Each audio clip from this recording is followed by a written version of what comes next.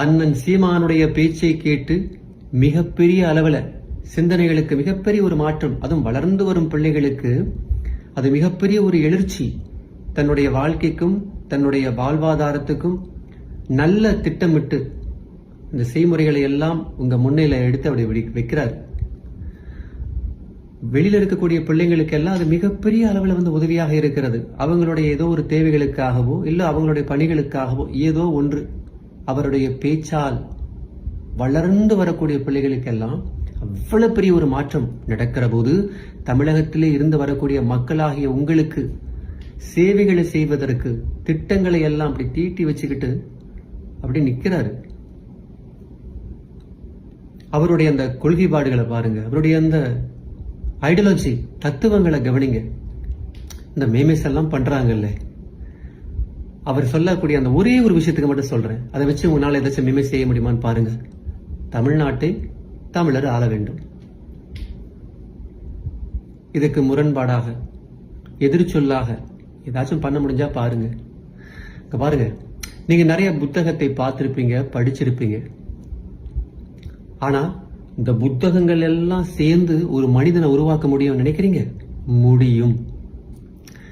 இந்த எழுதிய புத்தகங்கள் எல்லாம், நீங்கள் படித்த புத்தகங்கள் எல்லாம் பெரிய பெரிய மேதாதிகள், அறிஞர்கள், கவிஞர்கள் எல்லாம் உருவாக்கியவை. ஆனா அந்த புத்தகங்களே சேர்ந்து ஒரு மனிதனை உருவாக்கி இருக்கிறது அப்படின்றால் அண்ணன் சீமான் தான். ஏன் வேற யாரும் இல்லையா சொல்ல மாட்டீங்களா? இருக்கிறார்கள். ஆனால் அண்ணன் வெறும் ஆலமரம் மட்டும் கிடையாது, போதி மரம். இன்னும் தன்னுடைய பணிகளும் தன்னுடைய சேவைகளும் இந்த தேதி வரைக்கும் எத்தனை தாட்டி விழுந்தாலும் புன்னகையோடு சிரிச்சிட்டு வந்துட்டு பார்த்துக்கலாம் அப்படின்னு இருக்கக்கூடிய அவர், அவருடைய பிள்ளைகளும் அப்படித்தானே, விட்டுருவாங்களா? எனவே பேக் டு தி ஸ்டோரி. அப்ப அந்த மாதிரி உள்ள மகா அறிஞர் அவர், அவருடைய எத்தனையோ நடைச்சொல்களை எல்லாம் கேட்டு, வெறும் நடைச்சொல்கள் மட்டுமில்லை, அவர் பேசுகிற போதே அவருடைய ஒவ்வொரு வார்த்தையில நீங்க கூர்ந்து கவனிக்கணும். இந்த வார்த்தையில ஜதரங்கம் பாடி செல்லும். ஜதரங்கம் பாடி செல்லும்னா அவருடைய அந்த வார்த்தையிலே அந்த கதையே இருக்கும்.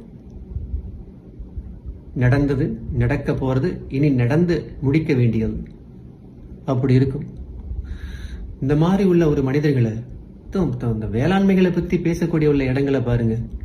இந்த சயின்ஸ் வாத்தியார் இருக்காங்கல்ல, இந்த அறிவியல் சொல்லக்கூடிய அறிவியலை தத்துவங்களை படித்து இல்ல அதை பகிர்ந்து கொள்ளக்கூடிய அந்த வாத்தியாரை வச்சுக்கோங்களேன். இந்த அளவுக்கு அண்ணன் மாதிரி யோசிச்சு பேசுவார் எனக்கு தெரியல. இருக்கலாம், பதிவுகள் இருக்கிறது. ஆனால் வெறும் அந்த அரசியலோட சாசனம் மட்டும் இல்லாமல் ரொம்ப இயல்பாக அதை அப்படியே சொல்லிக்கிட்டு அப்படியே போயிடுவார். எனக்கு ரொம்ப ரொம்ப பிடிச்ச ஒரு விஷயம் அண்ணன்கிட்ட என்ன தெரியுமா, அவருடைய அந்த செய்தியில இந்த வார்த்தையில வைக்க வேண்டிய எல்லா விஷயங்களும் 8 விதமான மெய்பாடு வந்து போகும். அதான 8 விதமான மெய்பாடு: அழுகை, நகைச்சுவை, இனிவரல், மரட்கை, அச்சம், பெருமிதம், வெகுளி, உவாகை. என்னவா இருக்கட்டும், அழுகையா இருக்கட்டும், கோபமா இருக்கட்டும், ஒரு புன்னகையா இருக்கட்டும், அச்சங்களாக இருக்கட்டும், சோகங்களாக, எல்லா விதமான விஷயங்களும் இந்த மேடையில நீங்க தாராளமாக பார்க்கலாம். இந்த மாதிரி உள்ள மனிதரை அவர் போற்ற வேண்டியவர். நீங்க என்ன வேணாலும் சொல்லுங்க, என்ன விஷயங்களா வேண்டுமானாலும் நீங்கள் பதிவு செய்யலாம், பகிர்ந்து கொள்ளலாம். ஆனால் அவருடைய சிந்தனை என்பது, அவருடைய பிள்ளைகளை எல்லாம் பாருங்க. இந்த அரசியலுடைய இந்த பெரிய மாநாட்டில் வரக்கூடிய பிள்ளைகளை பாருங்க. எனவே அவர் வைக்கின்ற மறுபடியும் அந்த ஒரே ஒரு விஷயம்தான். அதை வச்சுட்டு அந்த ஒரு ஐடியாலஜி, அந்த தத்துவங்களை வச்சுட்டு உங்களால மேன்மை செய்ய முடியுமா? தமிழ்நாட்டை தமிழர் ஆள வேண்டும், அவ்வளவுதான். ஒரு சின்ன ஒரு விஷயம்தான். ஆனால் நான் சொன்னேன், இந்த கீர்த்தி சிறியதாக இருக்கலாம், மூர்த்தி என்பது மிகப்பெரியது. சிவ சைக்காலஜியில சொல்றேன். எனவே மாபெரும் தேர்தல் தற்போது நடந்து கொண்டிருக்கிறது. மாபெரும் தேர்தல். கடந்த தேர்தலை விட இந்த தேர்தலுடைய பிரச்சாரங்களை நீங்க அப்படி பார்த்துக்கலாம். அதனுடைய வேகத்தை பார்க்கலாம், அதனுடைய விவேகத்தை நீங்க பார்க்கலாம்.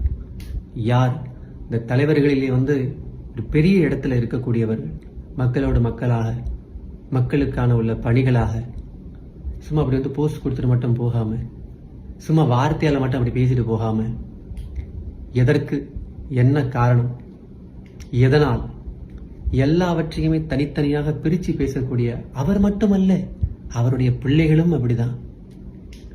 எனவே இந்த மலேசியா நாட்டில் இருந்து கொண்டு அவருடைய அந்த வீடியோஸ்கள்லாம், எத்தனையோ வீடியோக்கள் எல்லாம் பார்த்துட்டு வரக்கூடிய என்னுடைய அந்த தமிழுடைய அந்த சொல்நடைகள் என்பது அவருடைய சாயல்கள் அளவுக்கு அதிகமாக இருக்கும். சில பேர் சொல்லுவாங்க, என்னுடைய ஐயா அப்பா வைரமுத்துக்கு பிறகு இவருடைய அந்த பகிர்ந்து கொள்ளக்கூடிய அந்த கதைகளாக இருக்கட்டும், இல்லை ஏதோ ஒரு காரணம் கருதி போகக்கூடிய நகரோடைய எந்த ஒரு விஷயங்களாக இருக்கட்டுமே, அது தெளிவுத்தன்மை இருக்கும். திட்டங்கள் நமக்கு பல்லாயிரம் இருக்கட்டும், நோக்கங்கள் என்பது நேர்கொண்ட பார்வைகளாக உறுதிமொழி எடுக்கட்டும். எனவே இந்த முறை அண்ணனை அப்படி தூக்கி மேல் நிறுத்துவோம். அனைவரும் அவர்களுக்காக வேலை செய்வோம். மறுபடியும் சொல்றேன், யார் சேவை செய்கிறார்கள், யார் தேவைக்காக இருக்கிறார்கள் என்று அதை மட்டும் பார்த்து இந்த ஓட்டை,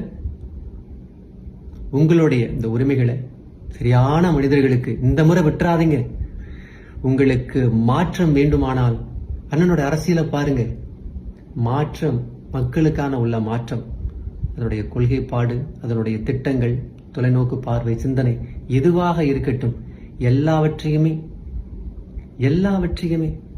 ஒரு ஒரு கணக்கீடோடு அப்படி கொண்டு வராரு. எனக்கு மிகப்பெரிய ஒரு பிரசிடென்ட் பிடிக்கும், புர்கினா ஃபாசோ. கண்டிப்பா நீங்க கேள்விப்பட்டிருக்கிறதுல இப்ராஹிம் ட்ரேரே, அவர் ரொம்ப பிடிக்கும். புர்கினா ஃபாசோ என்கிற மிகப்பெரிய ஒரு நாட்டிலிருந்து அந்த ஒரு பிரசிடென்ட், அந்த மாதிரி பார்க்கிறேன் அண்ணனை நான். எனவே நாம் தமிழர் இந்த கட்சி பெரும் வெற்றிகளை அடைய வேண்டும் என்று இறைவனிடத்திலே பிரார்த்தனை செய்கிறேன். விவேக்ஜி, பாரதி, சந்திக்கலாம்.